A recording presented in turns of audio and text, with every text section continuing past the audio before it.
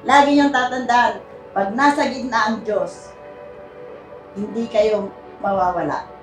Yun ang i-focus ninyo. Let God be the center of your family. Baby, I will take your love to give me hope, give me joy, and make me better man. I promise to listen, to hear, and to always consider your feelings and thoughts as we travel together on this journey. I vow to love you more and cherish you, forsaking all others. As a faithful husband, as long as we both shall live. Wish ko lang sa inyong dalawa, live happily as husband and wife. Maraming pag-aaway kasi maraming misunderstanding. Pero being husband and wife, dapat talaga nagkakaintindihan, nagkakaunawan. Please accept this gift as a symbol of my love and respect. I am excited to spend my life with you for the rest of my life.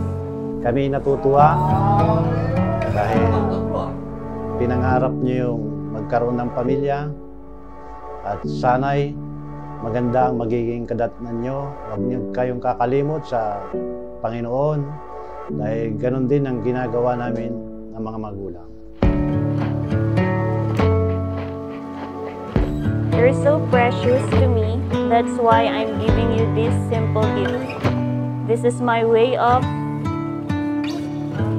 being a grateful man because finally I have you. Sikat tumalabak ipuro ko sa kayo yung amay aruan na sana sawa. Kaya sikat tulatan sa baga kasi kayo bilin ko sa kayo.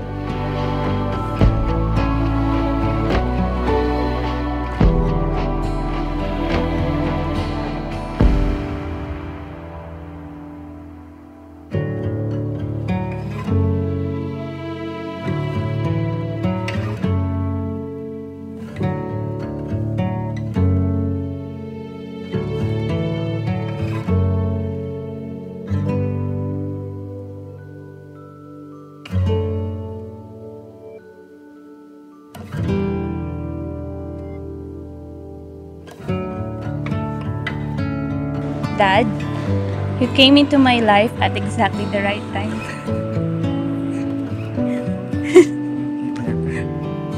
We've experienced triumphs and trials together.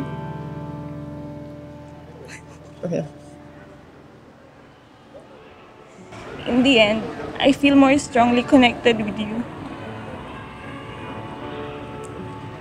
In a resolve to get up and try again. As your wife, I promise to love you with the same respect, support, determination, and you've given me. And I choose you in 100 lifetimes, in 100 lifetimes, in 100 worlds, in any version of reality. I'd find you and I'd choose you. Love you.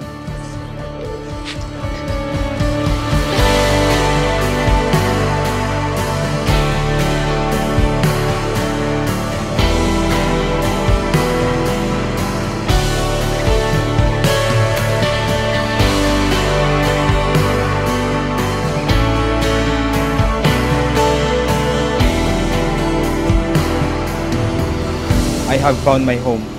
I'm your heart. I have found my love. I'm your soul. I have found my mate. With you, I am whole, full, alive.